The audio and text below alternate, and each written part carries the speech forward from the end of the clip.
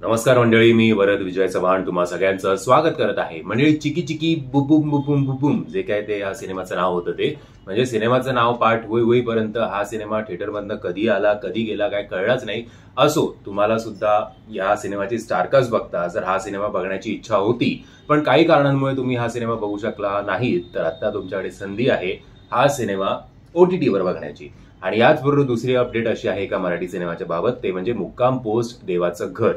हा सिनेमा तसा बऱ्यापैकी बरा झाला होता पण तरी सुद्धा एकीकडे अति कॉमेडी, तेच चेहरे, एकीकडे अति सिरियस किंवा हा ऍक्च्युली सिरियस नाही, एक आजीची लघुकथा टाईप आपण बोलू शकतो. पण ओव्हरऑल मराठीचा जॉनर मी तुम्हाला सांगतोय आणि मी नेहमी म्हणत आलोय की कॉमेडी आता हे जे समीकरण आहे मराठी कलाकार आणि कॉमेडी याच्यातनं आता आपण बाहेर पडायला हवं. प्रेक्षकांची टेस्ट बदलली आहे आणि प्रेक्षक पण शेवटी मग कॉमेडीच करतात थिएटरमध्ये न जाऊन निर्मात्यांबरोबर.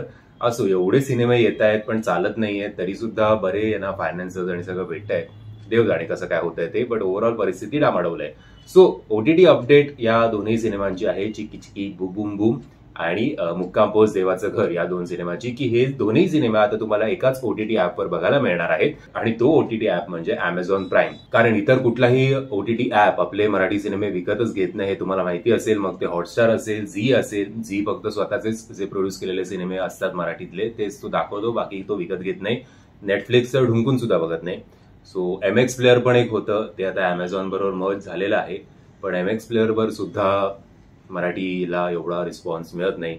सो आता हे दोन सिनेमे Amazon प्राईमवर तुम्ही बघू शकता जर तुमची मेंबरशिप असेल तर. आणि थिएटरमध्ये नाही तर नाही पण ऍटलिस्ट OTT वर याला चांगला रिस्पॉन्स द्याल हीच मी आशा करतो.